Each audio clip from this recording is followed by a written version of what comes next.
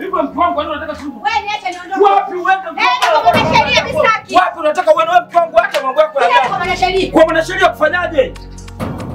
Kwa mwanasheria kwenda kufanyaje? Nani kwa mwanasheria ananisaidia? Mimi sipendi tabia yako. Tabia gani ambayo unaifanya? Wewe namba ya siri sifahamu. Namba ya siri ya benki sifahamu. Kadi ya benki siri. Hivi mwanangu unatarajia nini wewe? Kwa mfano umeumwa, umelazwa hospitali huko ICU. Mimi nitafanyaje?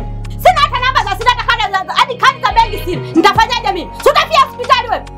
Alafu sikiza nikwambie mke wangu, unasikia? Mimi humu sijaoa mwanasheria, unasikia? Au sijaoa afisa usalama kuja kunipeleleza kwenye maisha yangu. Masuala kwanza kupeleleza simu sijui nini na nini. Wewe sio mwanasheria, nilioa mke. Nimekuwa wewe mke wangu ili tupendane tuishi kwa raha kama jinsi vitabu vya dini vinavyosema.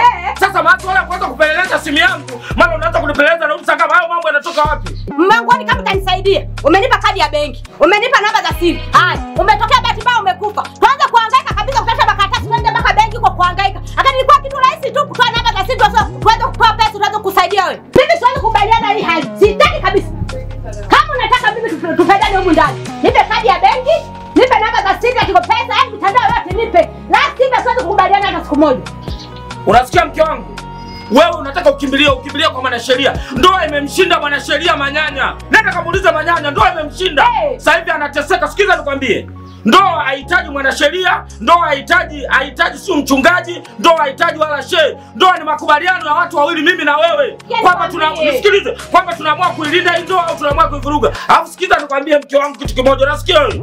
Unasikia wewe? Au unakaa tuzalilishane sasa hivi kila mtu anatuona kwamba mke na mume tunagombana hapa nje? Yaani bora tuzalilishane nikwambie. Kamuuliza Manyanya, ndoa imemshinda huko. Huyo Manyanya ni Manyanya na mimi nitabaki kwa mimi. Sasa nikwambie, mwanasheria atakuja hapa na kila kitu katika. Twende ndani. Twende ndani tukamalizane. Unafanya nini? Twende ndani. Siwezi kuja mimi ndani. Hivyo mke wangu wewe. Nakwambia anaondoka mwanaume namna gani wewe? Sasa lazima kieleweke.